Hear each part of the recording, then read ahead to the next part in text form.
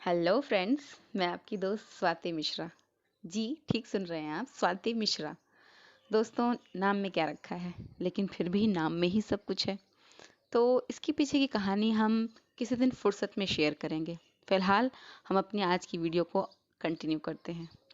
Friends, जैसा कि आप लोग जानते हैं, बीते दिनों हमने अपने दो महान कलाकारों को खोया है, जो बहुत ही उम्दा दर्जे के एक्टर्स थे और मेरे फेवरेट्स थे दोनों, और मैं समझती हूँ कि हम सबके फेवरेट रहे होंगे।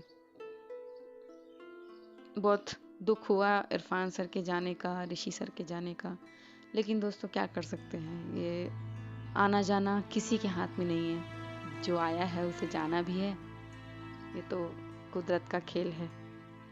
खैर, इरफान सर के बारे में मैं बात करना चाहूँगी थोड़ी सी, क्योंकि वो बहुत ही डाउन टू अर्थ इंसान थे। जैसा कि मैंने उनके बारे में पढ़ा और सुना, बहुत ही बेहतरीन कलाकार और साथ ही बहुत ही जिंदा दिल इंसान। उनकी ये जिंदा दिली ही थी जो उन्हें इस मुकाम तक पहुंचा पाई, इतनी मुसीबतें झेलने के बाद भी। उनके किसी इंटरव्यू में मैंने सुना था कि उन्होंने कहा कि मेरा और मेरे मजहब के बीच का मैटर मेरा पर्सनल मैटर है। वो मेरे और मेरे भगवान के बीच का कनेक्शन है, उसे मैं क्यों सबसे क्यों मैं बांटूं उसे। मतलब वो ये कहना चाहते हैं कि हम जो हिंदू मुस्लिम सिख ईसाई ये सब करते हैं, ये सब गलत है। ये सब हमें वायरल नहीं करना चाहिए, ये हमें अपने तक ही सीमित रखना चाहिए कि हम हिंदू हैं या मुसलमान हैं, या सब जगह फैला के इससे क्या पाना चाहते हो, उनका ये कहना है। तो इसी से पता चलता है कि मतलब कितने दिल के साफ और खुले विचारों के इंसान थे वो।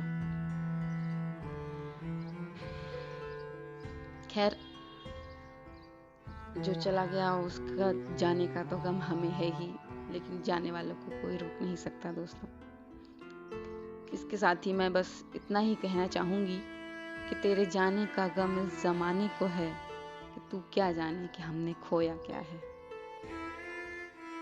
तो चलिए दोस्तों, आइए चलते हैं अब मेरी कविता की ओर। बहुत ही अच्छी कविता है ये,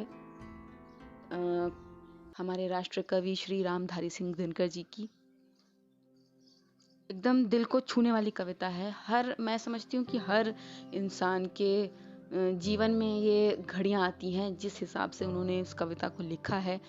हर किसी की जिंदगी में ऐसा कुछ ना कुछ होता है, हर किसी से जुड़ी हुई ये कविता है। नित जीवन के संघर्षों से जब टूट चुका हो अंतर मन, तब सुख के मिले समंदर का रह जाता कोई अर्थ नहीं।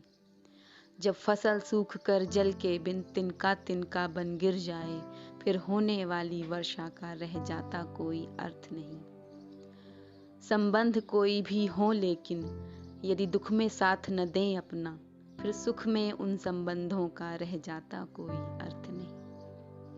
छोटी छोटी खुशियों के क्षण निकले जाते हैं रोज जहां, फिर सुख की नित्य प्रतीक्षा का रह जाता कोई अर्थ नहीं। मन कटुआणी से आहत हो, भीतर तक छलनी हो जाए, फिर बाद कहे प्रिय वचनों का रह जाता कोई अर्थ नहीं। सुख साधन चाहे जितने हो, पर काया रोगों का घर हो, फिर उन अगणित सुविधाओं का रह जाता कोई अर्थ नहीं।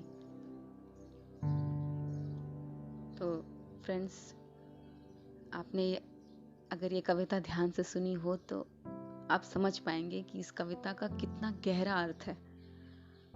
मुझे ये कविता पर्सनली बहुत बहुत अच्छी लगी। और फिर हमारे राष्ट्र कवि श्री रामधारी सिंह दिनकर जी की कविता है, तो आप समझ ही सकते हैं कि अगर वो राष्ट्र कवि थे तो उन्होंने कितनी बेहतरीन कविता लिखी होगी। आशा करती हूँ आप लोगों को ये कविता समझ आई होगी और अच्छी भी लगी होगी और आपके दिल की गहराइयों को छुई भी होगी। तो दोस्तों, अगर आपको मेरी ये वीडियो अच्छी लगी हो तो प्लीज़ इसे लाइक कीजिएगा, इसे शेयर कीजिएगा, और मेरे चैनल को सब्सक्राइब करना तो मत ही भूलिएगा। साथ में अगर आप कमेंट कर देंगे तो थोड़ा सा मुझे भी अच्छा लगेगा और कमेंट करने से आप अपने दिल की बातें और अपने एक्सपीरियंस अगर जो आप सोचते हैं या समझते हैं कि आप मेरे साथ शेयर कर सकते हैं या चाहते हैं, तो प्लीज़ आप अपने एक्सपीरियंस शेयर कीजिए। इस कविता से जुड़ा हुआ अगर आपको कोई पल याद आता है तो आप वो मुझसे शेयर कीजिए, मुझे बहुत खुशी होगी। तो धन्यवाद दोस्तों।